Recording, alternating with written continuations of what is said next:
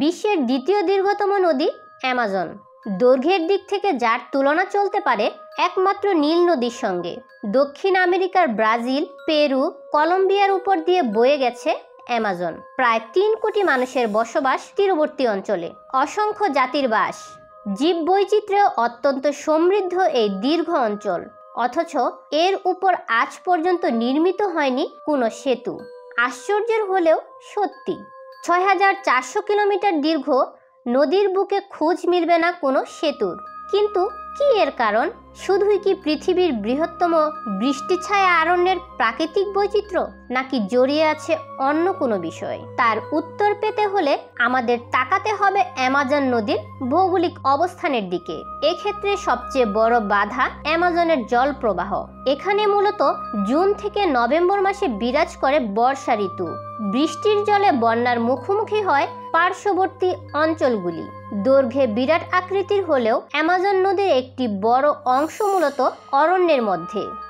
মোটামুটি 3.5 কিলোমিটার থেকে 10 কিলোমিটারের মধ্যে থাকে এর স্বাভাবিক প্রস্থ, কিন্তু কোনো কোনো অঞ্চলে বর্ষাকালে তা দাঁড়ায় 48 কিলোমিটার। জলের গতিবেগ তখন প্রতি ঘন্টায় 7 কিলোমিটার।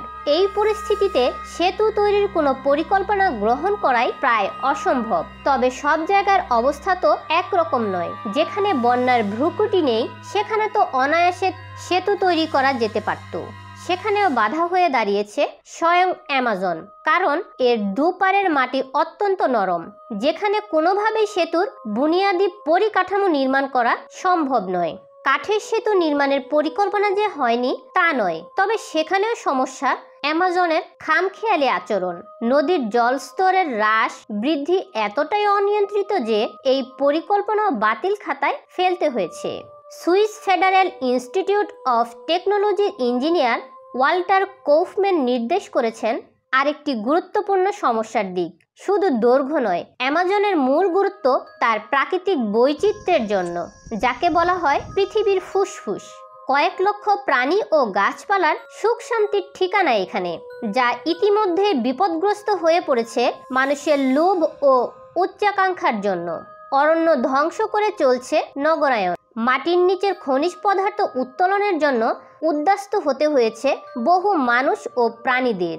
উষ্ণায়নের জেরে মৃত্যুর মুখে বিরল ডলফিন প্রজাতিরা। এই অবস্থায় সেতু নির্মাণের কাজ আরও বড় সমস্যা ডেকে আনতে পারে, কারণ সেক্ষেত্রেও কেটে ফেলা হবে বিরাট অঞ্চলের গাছপালা। নিশ্চিতভাবে বিনষ্ট হবে অ্যামাজনের স্বাভাবিক জীববৈচিত্র্য। 2019 সালে ব্রাজিল সরকার অ্যামাজনের বিভিন্ন অঞ্চলের উপর দিয়ে 150 কিলোমিটার দীর্ঘ একটি হাইওয়ের পরিকল্পনা নিয়ে আসে। পরিবেশ কর্মী ও সাধারণ মানুষের আন্দোলনে অবশ্য তা বাস্তব রূপ পায়নি।